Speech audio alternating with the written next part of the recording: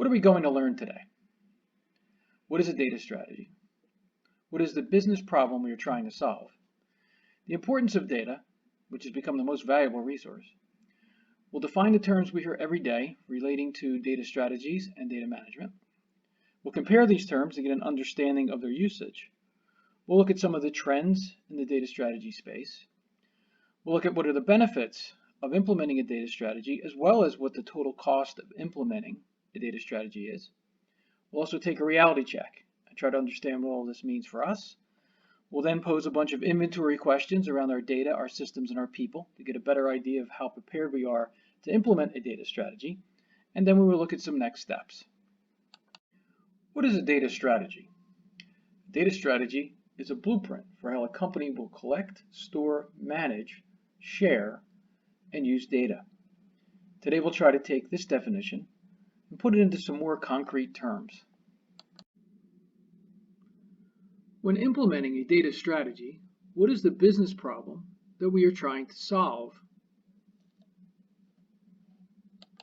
Getting information into the hands of the decision makers in a timely fashion, the C-level executives, program managers, product managers, to enable them to make better tactical and strategic decisions regarding managing their books of business, their agents, new insurance products, and managing the company more effectively.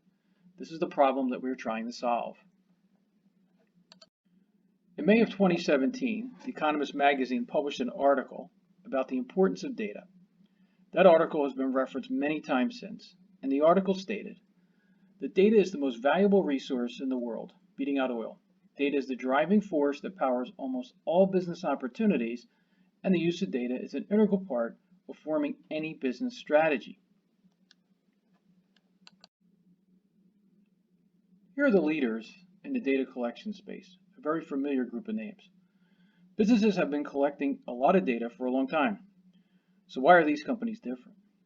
These companies are different because they shifted the focus from the traditional views of data, things like how many calls to the help desk, how many new accounts have we opened, how many have we closed, to looking at the data about the customers, the user preferences, web traffic patterns, and tracking social media interaction with their brand and more. This data holds the real insights into improving customer retention rates, capturing customer preferences, and creating new products and services.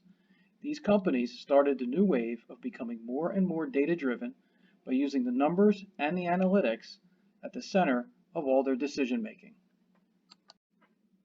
Every year we see more and more companies in the insurtech space. These companies are all data-driven and rely heavily on social media to connect with and attract new customers. In a KPMG article, they stated that insurtech is having a transformational impact upon the global insurance market. The role of data is absolutely central to any organization. Data is not simply the facilitator for better underwriting and keener pricing, but is the very DNA of the 21st century connected organization. An example that I am sure we are all familiar with is if you click on any YouTube video, there's going to be a very good chance that you are going to get an ad from Lemonade trying to sell us renter's insurance or homeowner's insurance and telling us just how easy it is to purchase that product. Here is a picture of the insurtech ecosystem as of September of 2019. We can see that insurtech companies can be found across all segments of insurance: marketing, underwriting, claims management, and also all lines of insurance. So how have they been able to make such a rapid expansion across the insurance space? There are two main factors. Number one, the data available from the Internet of Things, which is the data that smart devices produce. For example, smart home devices, wearables, and car devices. Insurtech firms rely heavily on this data. In some cases, as part of their offerings, they will even distribute the devices to policyholders. Number two, they reach customers through social media, addressing the new ways in which people communicate and make their decisions. One company that has enjoyed much success in this area is Hippo, a home insurance firm that recently reached a valuation of $1 billion. When you visit their website, it isn't very fancy, but it is all about the numbers. 64% of homes are undervalued, 70% of people do not do any research when buying insurance, a third have not updated their insurance in 10 years. Hippo offers 10 essential enhancements, 25% less expensive, and only 60 seconds to get a quote. These are the most commonly used terms with regards to data strategy and data management. The topic of how to manage and work with data is very broad. There are many different definitions. A Google search on these terms that we're going to discuss today will return hits in the millions. So let's talk about the terms. So today we're going to discuss a data mart, a data warehouse. We'll talk about a data lake, which is the newest of the terms that we'll cover. We'll go through business intelligence. We'll take a look at business analytics. We'll also talk about predictive analytics, which in the analytics space is one of the newer terms. And finally, we'll take a look at the key performance indicators, those things that we'll be looking at in our organization to measure our performance. First, let's break the terms into three groups: how the data is stored, what we are doing with the data, and third, what we are looking for and measuring. The storage component is how the data is organized: the data mart, the data warehouse, and the data lake. Second group is what we're doing with the data: business analytics, business intelligence, and predictive analytics. And finally, the metrics are what we're looking for and measuring. For data storage, we're not going to look at the underlying database storage technologies like SQL or Oracle, but rather the theory of what the purpose and the use of these approaches are. A data mart is a subject-oriented data store that contains specific information. The purpose is to support a particular business function or department, for example, underwriting, actuarial, claims. The keywords here are subject-oriented and specific. The data mart is the simplest of the data storage structures. In most cases, a data mart is used because some operational system, policy, claims, etc., doesn't have good reporting capabilities. So we extract the data into a data mart so that we can create the reports that we need. A data warehouse is a collection of information, data marts, and other data extracted or derived from operational systems. The purpose of the data warehouse is to support business decisions by allowing data to be consolidated, analyzed, and reported on at different aggregate levels. The key words here are extracted, derived, consolidated, and aggregated. Work needs to be done on the data before it is put into a usable form. The data warehouse structure is pre-built, and we have a good idea of how to query the data and the reports that we want to produce. It is important to note that the data warehouse is not the system of record. The system of record is still those operational systems that are the source of the data warehouse. Data lake is a relatively new term compared to the others. A data lake is a central repository that allows you to store your structured and unstructured data. The unstructured data is stored in its original raw format. Think of a data lake as a large container with many different types of data flowing into it. The key word here is unstructured. Unlike a data mart or a data warehouse, where the data is predetermined, the data lake contains data that is in both structured and in raw form. The data lake is used by data scientists and data analysts who are looking for patterns, trends, and relationships in the data that we might miss if we were only working with structured data. What does unstructured data mean?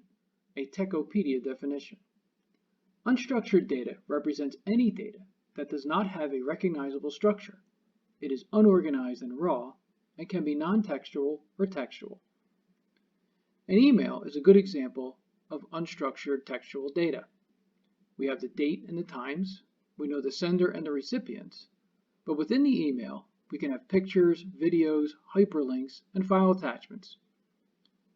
There are no set rules or structure for how these items appear in the email. The same holds true for a text message. This slide shows the types of data that can be loaded into a data lake. The data will contain not only the structured data like data marts or data warehouses, but has other data sources like mobile data, social media, videos, web traffic, which are all considered to be unstructured. The data is fed into the data lake, but not changed. The data lake gets its name from the fact that all of the above data sources are tributaries of data, like rivers feeding into a lake, hence the term data lake. Here is the cliff notes for our data storage strategies. We have the origin of the data, the format of the data, who uses the data, what is the data used for, and the history. For a data mart, line of business applications and systems. For the data warehouse, the origin of the data is the data marts and other operational databases. And for the data lakes, we said there's multiple sources. They can be structured or unstructured, warehouse information, as well as web pages, videos, mobile data, etc. So the format of the data. For data mart, the data is structured, it's predefined, it's focused, and it's ready to be queried. We basically know what we want to get and what we want to get out of it. Same holds true for the data warehouse. The data is structured, it's predefined, ready to be used. The data in the data lake is unstructured. It's not predefined, as is raw data. Let's focus on who uses the data and what the data is used for. The data warehouse target users are the decision makers of the company, those individuals who need to see the charts and the reports to run the company on a day-to-day basis, while the data lake is used by the data analysts and the data scientists to do research and apply models and algorithms to uncover trends and patterns in the data. A few examples for data scientists. In the online retail world, web traffic is critical. When we go online to buy something, not only is what we are looking for important, but what other sites we have visited and what else we've looked at. In the insurance world, the data may be able to help us uncover patterns like policyholders that are most likely to renew their policies, which claims are most likely to develop into large losses, or which agents are most likely to commit fraud. These patterns can be used to help understand some of the whys of what is happening so we can minimize our risk and spot potential new opportunities. What the data is used for, the data mart is basically reporting, whereas the data warehouse is used for business intelligence, and finally the data lake for predictive analytics and AI. The data mart and the data warehouse concepts have been around for a long time, and the data lake is a new and emerging technology. This chart shows a typical data warehouse environment. On the left, we have the operational systems. They are the source of our data, our policy systems, our claim systems, etc. The data management section is where the data is extracted using tools and/or custom code. In this process is where the data translation, validation, and consolidation takes place. You will also hear the term ETL, which stands for extract, transform, and load, to describe this section. An example of this is we may have an agency that exists in different source systems with different agency codes. We would want to consolidate that agency to get a holistic view of what the agency means to our business. Or we may want to translate all of our policy codes into a common code set so we can get our reports to be consistent. The next step in the process is to import the data into the data warehouse. This process can take place real time, every day, which is the most common, or every week, depending on when the data is needed and available. Once the data is loaded, the data warehouse users can now query and report on the information as they need.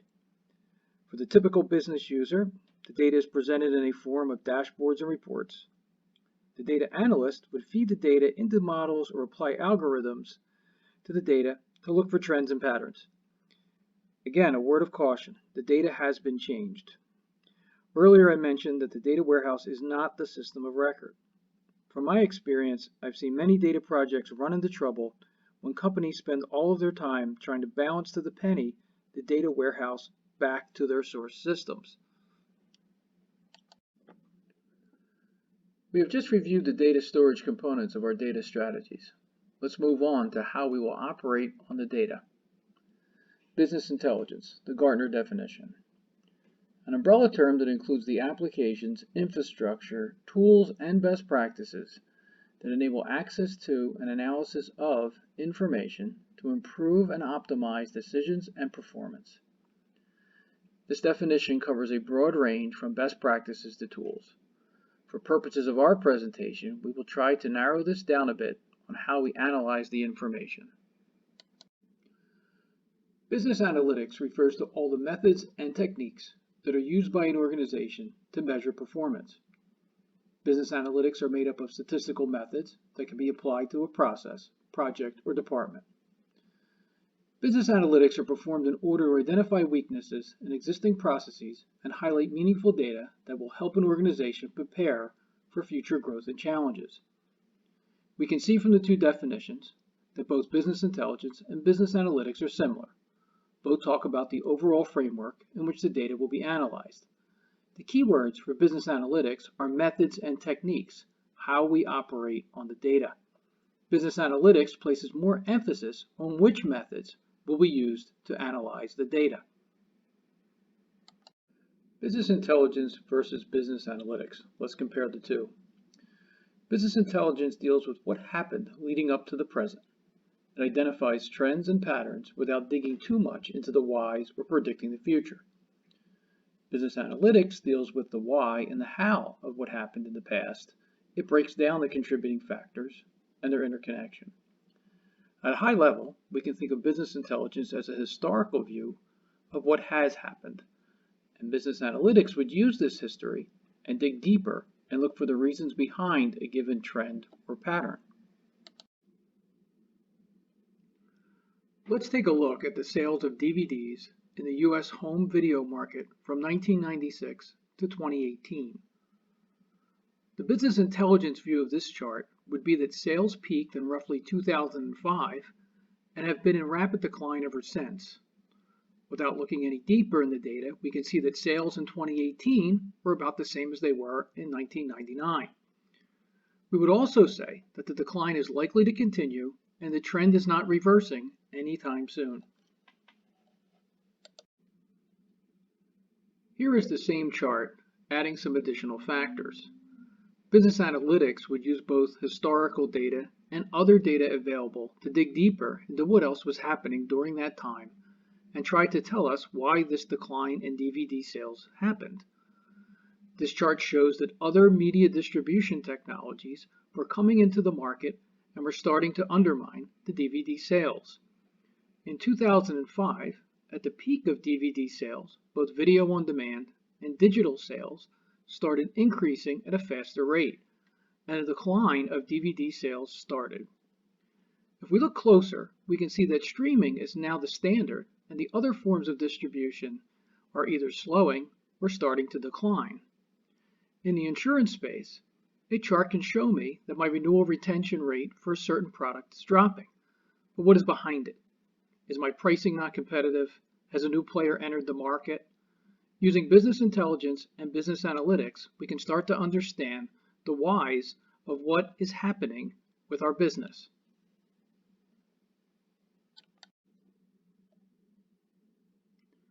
Our last term amongst our operation types is predictive analytics.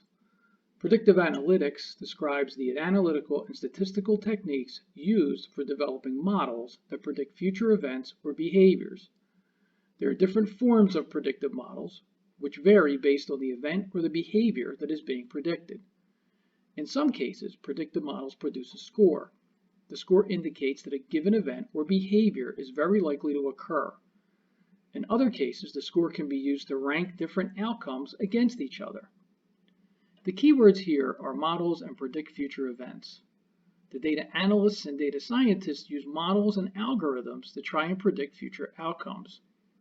A good example of the use of predictive analytics is the credit score. A credit score is a statistical number that evaluates a consumer's creditworthiness and is based on their credit history. Lenders use credit scores to evaluate the probability that an individual will repay their debts. In the insurance space, we can use historical data, for example, renewal retention rates and new business, plus some additional factors like rate increases or decreases to help us project what our policy premium for a certain product may be in the upcoming year. The focus of predictive analytics is finding hidden patterns using complex mathematical algorithms that can be used to predict future outcomes.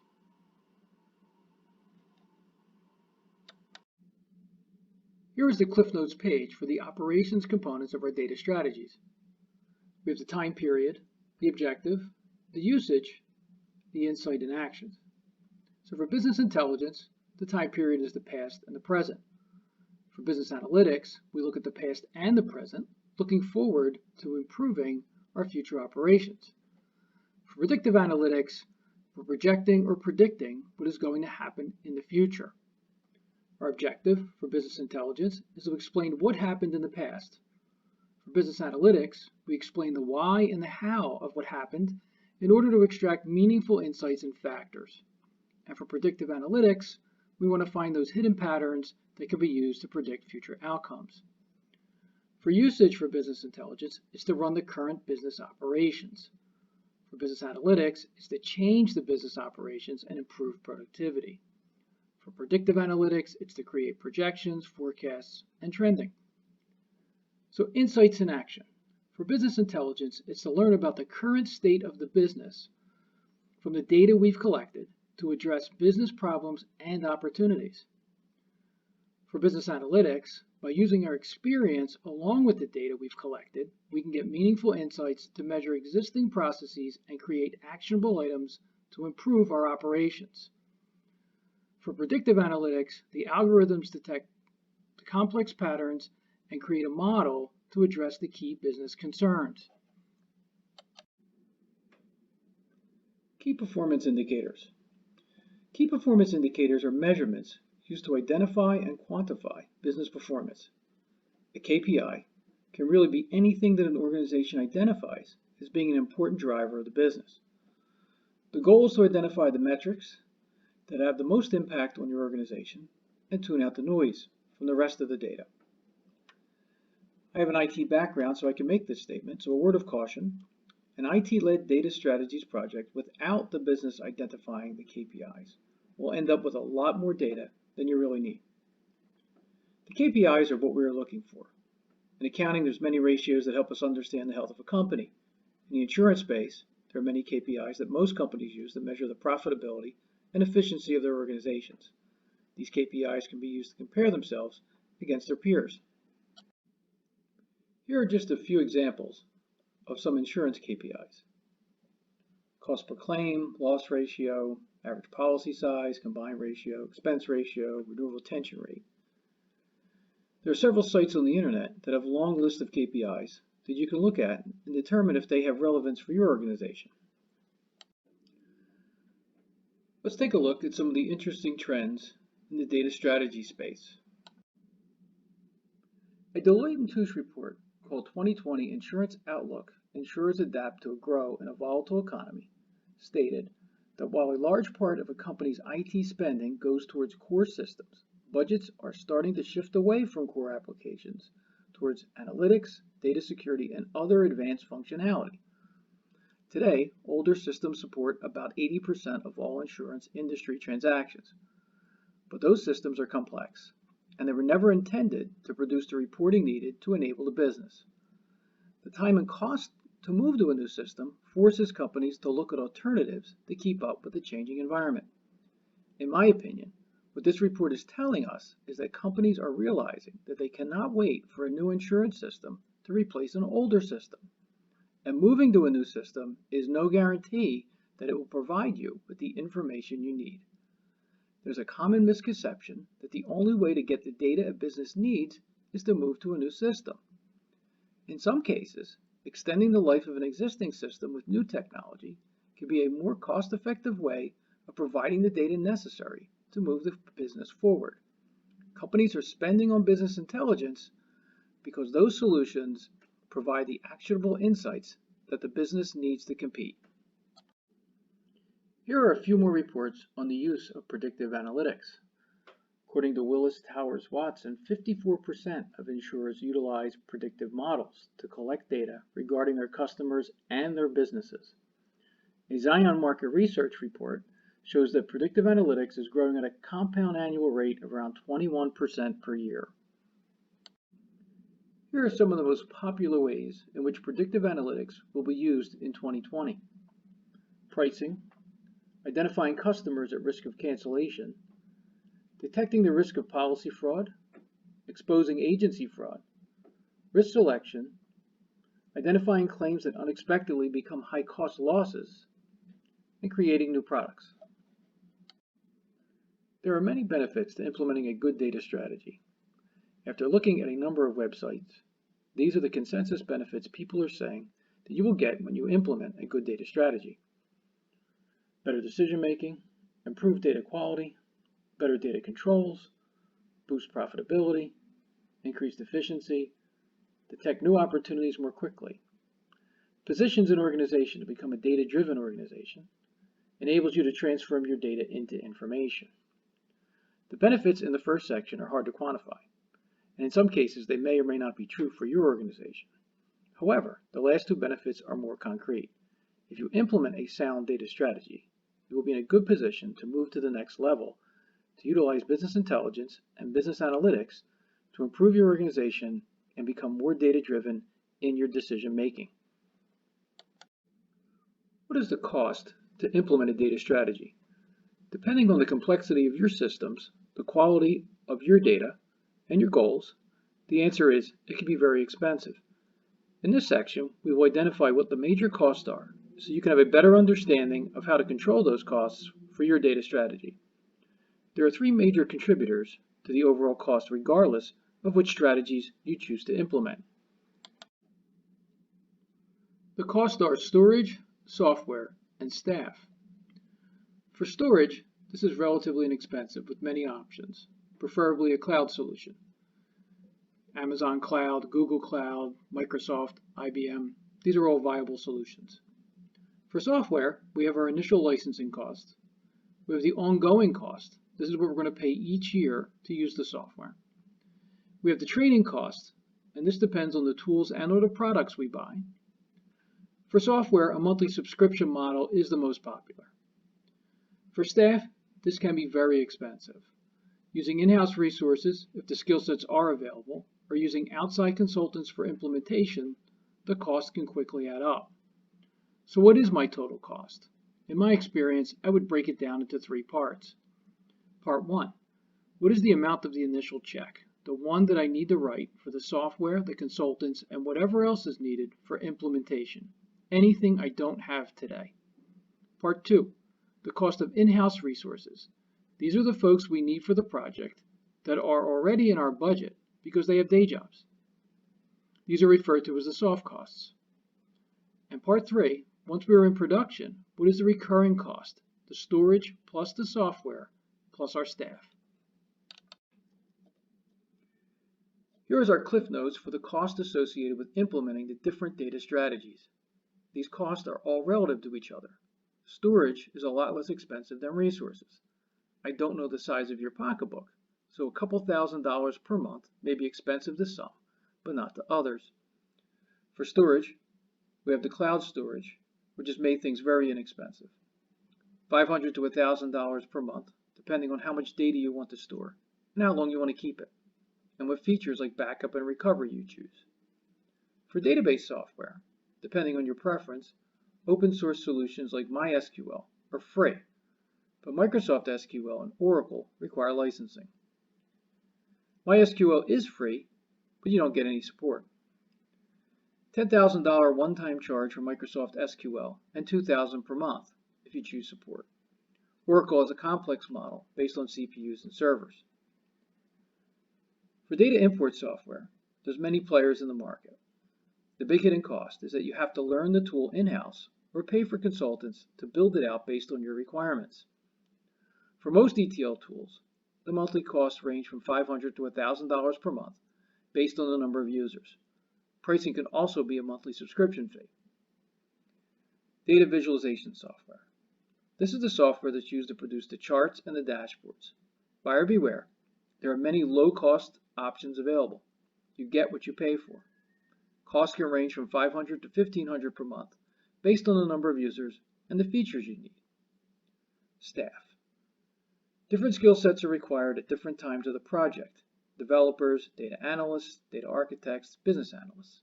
These are very expensive resources. You should expect to pay $5,000 to $10,000 per month per individual, depending on the skill set and how long they are required.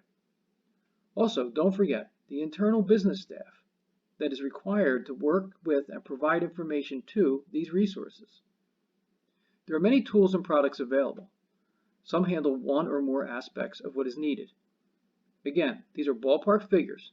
The final cost will be determined by your requirements and your expectations. There are other types of costing models. Software vendors are moving more to a consumption-based pricing, where the price is determined by the following factors: the number of times you use the platform, the amount of data storage you use, the number of times you refresh your data, the volume of data queries that are performed, and the number of users. Here's an example of what some of the staffing costs are. So according to CIO Magazine, 3 of the top 5 tech jobs are in the analytics space: AI architect, business intelligence analyst, and data scientist. As we can see from the chart, these are very expensive resources to bring on board. If you're thinking of implementing a data warehouse or a data lake solution, this is what you can expect to pay for these positions. Total cost of ownership of a data warehouse or data lake solution. Survey ranges are very wide, but when you include the internal cost, a typical implementation can easily be in the $400,000 to $500,000 range. Ongoing costs, when factoring in staffing resources required and software licensing, will be well into the 6 figures. Let's summarize what we have covered. We defined what is a data strategy. We asked the question, what is the business problem we are trying to solve? Next, we looked at the importance of data and how the big tech companies have shifted their view of data from a more traditional view to one focused on the customer. We broke the data strategies into 3 components: storage, operations, and key performance indicators. We defined the most common terms we hear every day. We looked at some trends indicating more and more insurance companies are using predictive analytics and shifting their budgets to new technologies like business intelligence. We reviewed some of the most common benefits of implementing a data strategy. Then we took a much deeper dive into the total cost associated with implementing a data strategy, focusing on storage, software, and staff. Now let's take a reality check, or a checkpoint, and move away from theory and talk more about the practicality and challenges of implementing a data strategy in your organization. Let's revisit our business problem. What is the business problem that we're trying to solve? Getting information into the hands of decision makers in a timely fashion, enabling them to make better tactical and strategic decisions. This problem is much easier said than done. Data versus information. To solve the business problem, we need to turn data into useful information. An important distinction to make is the difference between data and information. Data is the raw facts and statistics, whereas information is data that is accurate and timely, specific and organized for a purpose, presented within a context that gives it meaning and relevance, and can lead to an increase in understanding and a decrease in uncertainty. If we try to relate the definition of information to the definitions of what we have reviewed today, we can see that the components of our data strategy are all found in the definition of information. The data mart is specific. The data warehouse is organized and predefined for a specific purpose. And the KPIs are the context and meaning. The challenge lies in the transforming of the data into a useful form. So why in our organizations is turning data into information such a challenge? Some carriers have one system, but the majority have multiple insurance processing systems. It is not unusual to have active policy, claim, and agency data living in different systems. These systems could have been homegrown, vendor purchased, inherited through a merger or acquisition, or developed to support a singular product. Some systems are living on old legacy hardware. Insurance systems are transactional based, and the databases that support them are complex. These systems were not built for reporting or data analysis. They contain large amounts of data, and this data needs to be consolidated, aggregated, and translated in order to turn it into useful information before it can be used for decision making. There is a considerable time and effort required to get the data into a usable form. The more systems we have, the problem is compounded. Even if my systems are fairly new, or I am moving to a new system, here are some other challenges. Because of the nature of insurance processing, when implementing a new system, most companies enter new business into the new system and convert the remaining policies over at renewal time. This is not a big bang conversion. And the results of not doing a big bang conversion is that we will have more than one system containing in-force policies and open claims for some length of time. So now we have some of the data in the new system and a lot of the data in the old system. This will be the case depending on how long the conversion lasts. When converting to the new system, we still have the history from the old system, again, resulting in having to bring the data together somewhere to get a holistic view of the business. This is always an issue. We don't want to load the new system with the old data, but we need this historical data, and we probably don't want to keep the old system around just for reference. These challenges are what force us to look into implementing some type of data strategy. We talked about the challenges, so what are some of the approaches that companies are trying to implement to solve this problem? Here are the most common approaches. Purchase tools, build a data warehouse, create a monthly process around spreadsheets and off-the-shelf tools. This last bullet is the monthly end run that most companies do to gather the data they need from spreadsheets, reports, etc., and cobble it together for end-of-month reporting. Next month they rinse and repeat. Not a very efficient or scalable solution. What are the challenges with purchasing tools? Tools create technology debt. We bring in some type of software that we may or may not want to have, other than the fact that we need it for a data mart or a data warehouse or even a data lake. For those of us who do not have an internal IT shop, this may not be an option. Resources need to be hired and/or trained to use the tools. There's many tools that could be needed to do the job. We talked about the ETL tools and data transformation tools, which handle the data management part of our data strategy. But we also have the data visualization tools like the charting, the dashboards, and finally reporting. Some tools may handle one or many of these items. And don't forget, we can acquire all the latest tools, but unless we combine them with an understanding of how to transform the data into useful information, the tool itself is not very useful. Whether we purchase tools or decide to build a custom solution, let's look at some specific challenges when implementing a data warehouse. 90% of data warehouse projects fail. This is a Gartner finding. This statistic shows up in every presentation I've seen with regards to a data warehouse. Given what Gartner says, why do we continue? In my opinion, I think it is because the 90% really means that 90% of the time, the end product did not live up to expectations. Also, I think a better measure is what percentage of those projects were to build the data warehouse internally versus the use of some tooling or product. I would venture to say the results are much better for a buy solution versus a build one. But the reality is, if we have multiple systems, we have to attempt to bring the data together using some method, or we will never get the holistic view of our business that we need. Project duration. Besides the cost, no one wants to take on the risk of a long-running project. We all know that executive support tends to fade the longer it takes to show some results. Lengthy requirements phase and scope creep. There are numerous technical hurdles with a data warehouse project, but this bullet is the reason for such a high failure rate when implementing a data warehouse. We all know that in any project, bad requirements and scope creep will doom the project. Let's take a step back. When we look at a new system, whether it's a policy suite or a billing system, what is the first thing that we see? We see the UI, we see the screens. We get to see the final product before we start. The requirements needed, although they may be difficult to get, will lead us, hopefully, to that end result. Now let's talk about a data mart or a data warehouse. What is the end result? What do we see? If we attempt to build it ourselves, there is usually a set of reports or some dashboards, but not a final product. For that reason, it is even harder to envision what requirements we really need. That is why the tooling and product route is the preferred method. If we can see what the end result is before we start, we have a much better chance of success.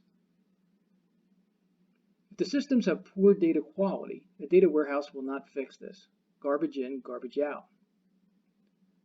Identifying and defining what the business needs is very important. When this doesn't happen, our end result is an IT-driven solution that will not meet expectations. There are numerous technologies serving the business intelligence space. This leads to many different choices and approaches. New tools and products are coming to the market all the time. Look for products that are insurance specific. There are many tools and products that work across industries. These tools are basically templates that the end user has to define and customize to meet their requirements. Because these tools were built to work across industries, they're usually more flexible and customizable. Keep in mind, this will mean that it is going to take longer to build out and to see your results. We should look for those tools and products that are insurance industry specific, can work with or independent of the different data strategies we covered. Some tools will only work with their database architecture and not built to use different data sources. Short requirements process. If we look at those products that are insurance specific, they will in most cases have already thought through a lot of the requirements and KPIs. These products will shorten the requirements phase of the implementation and minimize the overall risk of the project. Faster implementations. As we mentioned before, in today's environment, no one wants a long implementation. The days of 6 to 9 months of working on a project without seeing results are no longer viable. Look for a product that can give you what your end result will be and clearly lays out the steps that are needed to get to that end result. Based on that, you will be able to get a more realistic time frame for your implementation. We have all seen the Magic Quadrant. This is an attempt to visualize the different data strategies and what we should be looking for. The y-axis is cost. The x-axis is what we can do with the data, our actionable items and insights. The size of the circle represents the amount of data we are collecting. Inside the circles, we have the implementation times, the number of resources, and additional tools if necessary. There is a direct relationship between the amount of data we collect and the cost. The more data we collect, the more it's going to cost in resource and time. The integration piece of any data strategy is always a challenge. Besides the number of data sources, the timeliness of the data and the availability will all add to the complexity. The data mart is in the lower left because they are specific to a certain functional area. The cost is lower and the actionable items will be only for that area. The data warehouse requires more resources and time because we are integrating more sources. But it should produce more actionable items and insights. The data lake requires the most time and resources and should produce the most actionable items and insights. But there's a trade-off here.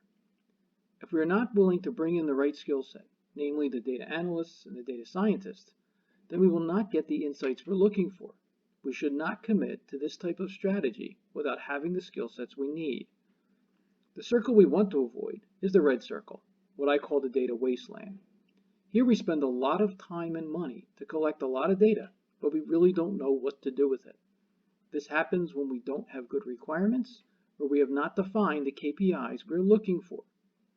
We end up collecting data for the sake of collecting it. The green circle is the strategies that optimize the data required and can give us the many actionable items and insights at a reasonable cost. This is ideally where we want to be. Look for those products that are insurance specific with a predefined set of KPIs that optimize the data we collect and produce the information we need. Here's some final thoughts on any data strategy. Data marts, data warehouses, and data lakes are not the system of record. The purpose is to drive the decisions we make. The emphasis should be on the information value and not the data correction. The traditional approach to data management was tactical, which emphasized what an organization is going to do with the data. For example, data validation, data security, and data cleanup. The modern data strategy emphasizes the strategic view of how to use the information extracted from the data to derive the maximum business value. Whether we have started a data strategy implementation or we are thinking about starting one, we should take inventory of what we have and decide what direction is best given our current situation, budgets, and resources. The inventory questions we are going to go through are the questions we need to ask ourselves with regards to implementing a data strategy. They are high-level questions, and any project that is to follow will have many to-dos. However, to minimize the risks and get a clearer picture of our chances for success, we should ask ourselves these questions.